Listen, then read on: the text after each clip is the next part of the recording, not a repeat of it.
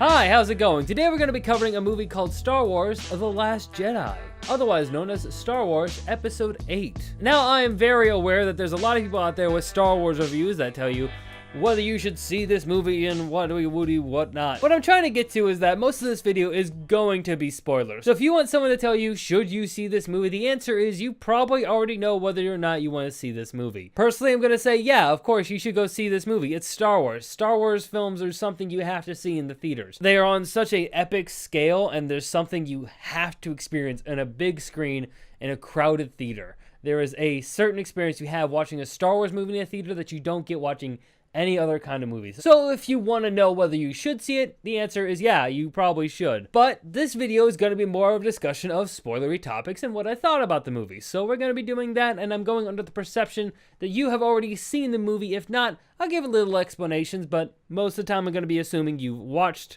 The Last Jedi already. So we're going to have a lot of fun, or I'm going to have a lot of fun, because I like making videos where I talk about movies for an extended period of time. So let's get to that. So I was really worried about The Last Jedi when I came into this. If you followed my channel, you know I did not enjoy Rogue One at all. I did a video about that a few months ago. I'm going to say it's actually one of my favorite videos I've done. I think it's still a really good, solid video. So if you want to see my opinion on Rogue One, there's probably an info card up there. You should click on that. You can see Rogue One. So I didn't know what to expect going into this movie. I had a lot of fun. I actually really enjoyed The Last Jedi. It had character development. It had subversion in its plot and its story. And it did a lot of interesting things that make me really pull towards a movie. Subverting tropes and being different is one of those. And this movie really did that, especially for a Star Wars movie. But first off, I want to get to some of the negatives I have with this movie. Now, the first one is, again, you're going to hear this a lot whenever I talk about modern movies, is pacing. Pacing in this movie is a bit off. It doesn't feel really tight. There are scenes that feel very sloppy, that they really shouldn't be in there, or some things that just weren't communicated well with the editing or with the style that they did. I think Benicio del Toro is in this movie, and he plays a hacker. I don't think his character came off that well, and I think a lot of that has to do with the editing and the way he felt in there. It felt really weird. It didn't feel consistent, and the fact that he was just kind of like popped up there. It felt like there should have been something more to him. I don't know. His appearance is just really sudden, and something about him just didn't flow right in the terms of the movie. I would also say the whole subplot to get him, the Finn Rose subplot, not one of my favorite things. It wasn't terrible. I heard a lot of people talking about it, and it wasn't the worst thing ever. But it was 20 minutes of the movie that I just really wasn't invested in as much. There wasn't a whole lot of character development or anything really intense happening there. It was just trying to find a guy at a casino, and that was kind of boring, so that is the Finn and Rose storyline. And while that specific part didn't work for me, it was a cog in the larger part of the Poe Dameron character arc of this movie, which I thought was really compelling. I really like what they did with Poe. They had him go from hotshot pilot to exactly the kind of guy you see in a whole lot of movies. You see this guy who he has a plan. He knows what he's going to do. He knows the superior officers are wrong. We have to take action. We got to do the thing. And he's go-getting, and he wants to go out there and do it. And that trope always annoys me. I don't like how everything, especially with military stuff, is like the hero has to ignore the chain of command and he has to go and do it himself, because that's how well-functioning armies work. You ignore your superior officer's warnings. So cool, great. But I love the way they subvert this by having Poe Dameron's story be basically that he needs to trust his superior officers, and he's not the one in charge. He can't just pretend that he knows what's best for everything. There are other people around who have more knowledge than him, and he does not get to command the show. And I've heard a lot of people complain about this story arc because they feel like the fact that Poe wasn't informed on the plot, that Poe wasn't part of the plan, that he wasn't told what's going on, they felt like that's a plot hole. Like, well, they should just tell him.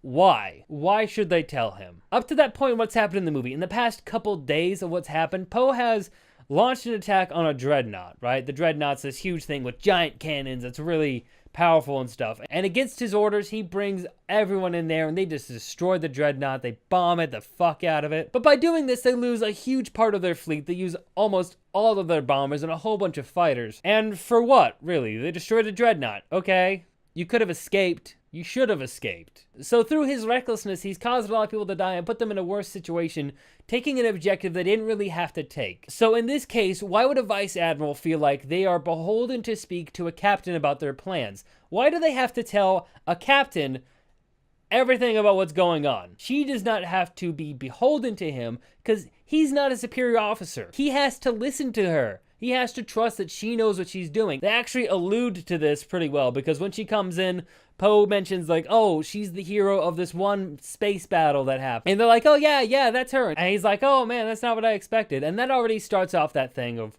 maybe Poe's a little jealous. So this subversion that happens where Poe Dameron has to understand that he's wrong. He needs to follow the chain of command and understand and think ahead of being the action guy. Think more outside the box and not just on the target ahead of you and punching forward. It's great character development and it subverts something that I just hate seeing in movies where you always have that character that it just knows he's right. Sometimes they aren't. And I love it that they had this movie be a teaching moment for a character where they have to realize that you need to follow other people. Sometimes you're not the hero. So that was all amazing. And let's go to Rey's storyline now. I really like what they did with Rey and Luke. Luke has a lot of great moments here. I love the crotchety oldness of him. I enjoyed seeing him be this kind of dejected, kind of grumpy kind of guy. It made sense to me. It made sense to why he'd be that way. They have him speak about how he was the hero. He was this huge hero. He helped take down the Empire. He did all these great things. It gave him an ego. It gave him this sense of pride, and that pride was his downfall in a way. It was this weight that carried on him. He was up here. He helped topple the Empire. He turned Darth Vader. He killed the Emperor. He did all these things. He destroyed the first Death Star. He helped destroy the second Death Star. He saved the galaxy. And it's great that they show the mental toll that's kind of all taken on him. And the mental toll it's taken on him to try to rebuild the Jedi and fail at it. And I think Mark Hamill's performance as Luke was amazing. Mark Hamill has really grown as an actor since Star Wars. If you look at some of his acting, especially in Episode 4, he wasn't incredible, but I think his acting has grown far more since that, especially his voice acting, what he's been able to do as of recent times, being a more established voice actor and being someone who's able to project in all these ways. I think it really shines through in this movie, and I'm really happy with that. I also really loved Rey. Daisy Ridley brings a lot to this role. Parts of her trying to get trained by Luke, some of that was really annoying, some of that wasn't stuff that I super enjoyed, but her overall performance in this movie, a lot of the emotionality she brings to it, a lot of her facial expressions and reactions to how the plot is moving around her are really, really good. And that connects to what happens with her and Adam Driver, Kylo Ren. Kylo Ren is a really interesting villain, and he is someone I'm really glad is getting more spotlight. And I also really love what they did with his storyline. They finally introduced Snoke. He's in person. He's this guy. He's a lot like the Emperor. He's like, I am this great person, and you, my servant, you're not good enough. You need to be better. Fuck you. And it's just kind of insulting towards him and demeaning towards him. And when you're insulting and demeaning towards someone who is that mentally fractured, it's not surprising what happens. And, of course, since this is a spoiler review, what happens is he chops him in half. Which I think, and again, a great subversion. The amount of things that this movie did that Star Wars isn't meant to do. Like the reveal that Rey's parents were nobodies. The reveal that Snoke is nobody. These aren't great big plot threads. This isn't Darth Plagueis. This isn't Rey is secretly Yoda. This is not some great conspiracy theory where it's all these plot things that we can all gravel together. It's not like that. This is a huge galaxy and not everything is based around the same group of people. And I love that this Star Wars breaks that idea that is so ingrained in the previous 6 movies. Both the original trilogy and the prequels are really heavy in that. And The Force Awakens kind of is too. I think The Force Awakens alludes to that, and that's a lot of the ideas that they have. But the direction they went with this is where they said, no, fuck that. That's not where we should go with this. And I think what Kylo Ren said in this movie, he said something after he killed Snoke. After he kills Snoke, they have this huge, great battle. Fight sequences in this are amazing.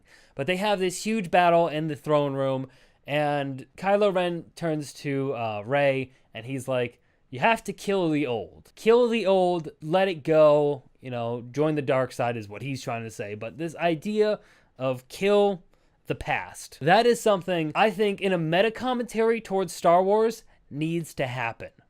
Kill the past. Star Wars is so ingrained in these ideas of what the original trilogy was, and that happens in the prequels, and it happens in 7, and it happens in Rogue One, and it happens with everything connected with Star Wars. This idea that we have to hold to these previous 3 movies, to this previous mythos. You don't. Kill the past. Move forward with something interesting and something new. And that's what they did with this movie. And that's something that's really exciting about this movie. I think that's one of the most crucial things that this movie did, is that it took Star Wars and said, we're not going to do what every other movie has done before. This is not going to be another thing where, oh yeah, she's magically related to everyone involved in the plot. No, that doesn't matter.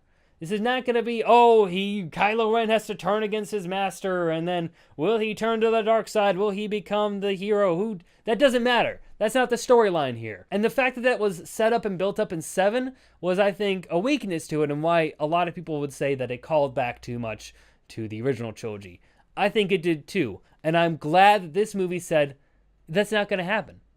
That's not what's happening here. This is a different story. This is not that story. This is not George Lucas saying it's like poetry, it rhymes. This isn't rhyme. This is a different story. This is a story, it's different. This is not the exact same as the original trilogy. It is not part of a prequel. It is not something where you have to explain everything that happens. Like, I see people complain that, who is Snoke? How come we didn't get to find out who Snoke was? It doesn't matter. Does it serve the plot of Rey's storyline to know who Snoke is? Does it fucking matter? He's a bad guy. Did we know who Darth Sidious was when we watched episode 6? Was his name even Darth Sidious at that time? I think it was just the Emperor. Did any of that stuff matter? Oh, he was a senator from Naboo. That gives me so much more detail about this villain, and now I care about the plot of episode 6. You don't need to know everything about your villains for anything else to matter. They built it up as a red herring to say, is this going to be like what you saw that? No, it's not. This is not going to be like what you saw back then. It's different. It's a different direction. We're not doing that. Snoke was important because he was the figure to get everyone involved. He was the red herring for you. He's the guy who set all this up. He must be super powerful. And then he's just killed. He's just killed by Kylo Ren and he takes over. He's in control. This unstable child is in control of the biggest empire. This military power with all these weapons and people. They have so much at their disposal, and they are so much in command, but they're being controlled by a child. And that is, if you don't see how that's way more interesting than some dark power who's a mastermind, who is he, a dark Sith from the old times, that's not compelling. That's just episodes 5 and 6 over again. I don't care about that stuff. I care about having something new and interesting happen, something that subverts what I've seen before. This is subverting what I've seen before and doing something different, making its own story. I actually feel really strongly about this movie. Even though it has flaws, I really love what they did with the idea of moving forward with Star Wars. Kill the past, make something different and new. I've said all this stuff and I haven't even really gotten to what I really enjoy about this movie, and I enjoy a lot about this movie. The visuals, the visual effects are so good. And there is this one scene. This is a great moment. And since this is a spoiler review, I'm going to get into it. There's this explosion when the Vice Admiral, when she turns her ship around, she turns the cruiser around. The smaller transport ships, they're being blasted out of the sky by the Star Destroyers. The cruiser doesn't have weapons capable of stopping a Star Destroyer. What are they supposed to do? She turns it around and she battering rams them. But she doesn't just battering ram them. She goes into light speed towards the main cruiser, this giant ship that Snoke is a part of. And she just goes into light speed right through the fucking ship. And the explosion that created, the visual story that told, was one of the most awe-striking things I've ever seen in a movie. Literally, I've never sat in the theater and had that image stuck in my mind. It is something that is permanently seared in there. The entire theater went, oh. This moment is so beautiful. It is so destructive. It is this moment where everything stops, slows down, and you just experience the weight of this sacrifice and how much she just did. I will say one of the first things that came to mind after I recovered from seeing it was that was an anime explosion. The way that was triggered was very anime. Like the way that anime explosions happen, you have this scope that happens in a lot of modern anime. This happens a lot these days, where you have something, it strikes, and there's a boop, and you see the impact, you see the damage, the initial damage, and then boom, you see everything explode. That's something that happens in anime a lot, and this was a very clear, I think there was a very clear reference to anime. It was like a One Punch Man. That would happen in One Punch Man, where you would have boom, boom, and there's this explosion, right? But taking that idea and changing it onto the big screen with these massive visual effects and the black and white colors that are kind of used there, the whiteness of that explosion, with the darkness of space and how everything just kind of stops in that moment. It's so beautiful and so well done. It's definitely one of my favorite moments of this movie. It's one of my favorite moments in a movie I've seen in a while. It's such a great moment and one of the best experiences I've had in the theater. Like, if you have to experience just for that moment, I have thought about just buying another ticket just to see that moment again in the theater, because it is really, really striking. There's also a lot of other great visuals in here. They do a lot with color. They do a lot with the framing of shots. They do so much with the set design. Set design is really great in this. The throne room looks great. There is Luke's island, the island that he's on, the inhabited island. That has a lot of great feel to it as well. So we're just going to wrap this up here. I've gone to a lot of what the story was and how the story was amazing to me. I really enjoyed this movie. It's not perfect. It's not one of the best movies I've ever seen. But the way that it subverted it and what it did for the future of Star Wars, I think is really important. I think a lot of people need to understand when they talk about plot holes. I've heard a lot of people say that this movie has a lot of plot holes. A plot hole is not when a character does something stupid. A plot hole is when something that is done doesn't have a logical place in the movie, right? So Poe making a mistake is not a plot hole. That is a character making a mistake. And then there are things that people call plot holes that, if you think about it, it's not. Because I've heard people think like, oh, after Rey escapes and she comes back to the planet, how does she know where everyone is? How does she find everyone? You know that like beacon that like they made a whole big deal about that that Leia has? There's like, she has a beacon thing that where Rey can find her. Yeah, that exists. So they told you about that. It's your responsibility as an audience member to remember that. They don't need to bring that up every 5 seconds. They told you about that. She knows how to find them. Like, come on, that's not that difficult. What I want to get to and what I want to close this whole video out on is I watched the original trilogy a lot when I was a kid. I had them on DVD, the special edition ones, and I watched them a lot. And one of the scenes that always stuck with me, and I know it's stuck with a lot of people there, because it's one of the major scenes of the franchise, is when Luke is in Tatooine standing on the dune and he's just kind of watching there. It's just a shot from his back, you know. It's him looking off into the sky. I just want to let you know that that's a scene I really love. Now we'll get back to that. So there's a part of the movie where at the darkest hour for the film, everyone thinks that there's no hope left. There's no way we're going to get any of this stuff done. We have the doors cracked. There's only like a couple dozen of us left. The Empire is coming in, the New Order. They're coming in, they're going to kill us all. And then Luke shows up. And originally I was like, oh, of course it's Luke. Luke is going to be the one to save the day. And it was kind of like one of those things where like, oh yeah, cool. But like, oh, well, okay, sure. This is the way it's going to go. But that moment where he sits down with Leia, his sister, and that emotion there, that was so powerful. That was just one of the best scenes in Star Wars ever. Not just in the context of the movie. I mean, out of the movie, there's all that added weight of it being Carrie Fisher's, her send-off scene in a way. But this just felt like one of those scenes that just needed to happen. And then Luke going out and basically just aggravating Kylo, getting his goat, you know, proving again that Kylo is a irresponsible child, making him come out there to fight him. And just the way, the directing for this, him dodging him, and, you know, the reveal that he's a Force ghost. He's not actually there. He's not a Force ghost. He's an astral projection of Luke. He's not actually there. He's projecting his image there.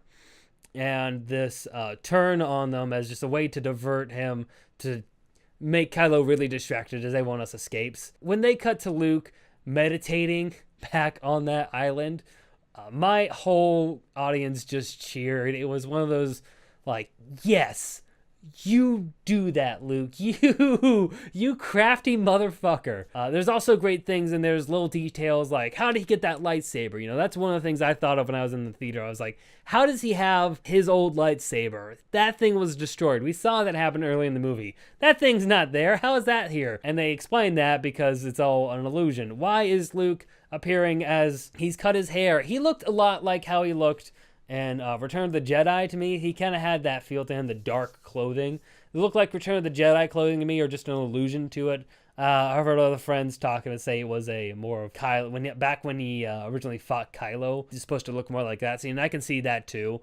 But I really like that. It kind of reminded me of Return of the Jedi, his last, Luke's last real major thing that he ever did in the series. And this cutting back to him on the planet meditating, and just the toll it takes on him, and his look up to the sun, getting back on the rocks, meditating.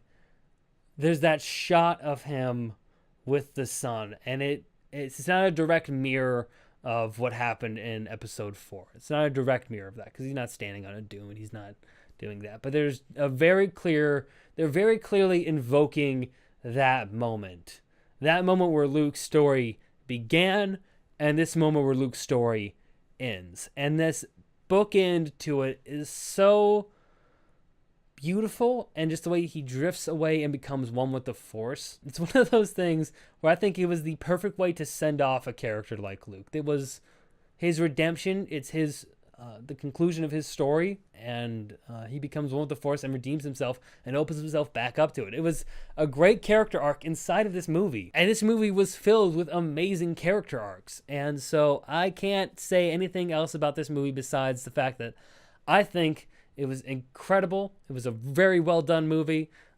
Again, there are flaws. It's not perfect, but it was so well done, and I really love what they did with this movie. I don't understand why people are getting so up in arms about it. Maybe they just don't understand that it did something different. The major complaint coming out of Force Awakens was it felt too much the same. This didn't do that. This did something different, and I love when movies do something different, no matter what other aspects of the editing or the flow of it didn't work for me. The fact that they did something different, you do something different in a movie, I give your movie way more credit. I give it far more leniency than I give other movies, because I love seeing something new and I love seeing something exciting. And this I think did that, especially for a Star Wars movie. So very well done, very great movie. Highly recommend you go see it again, because this is a spoiler review. You've already seen it, hopefully, or you just didn't see it and you just want to hear my opinion on it, which, hey, I'm glad you value my opinion that much. But thank you very much for watching this very long, it's going to be a very long video. I'm really happy with this story. I'm really excited for this movie, and I really can't wait to see what happens in episode 9. So thank you again very much for watching, and you stay rad.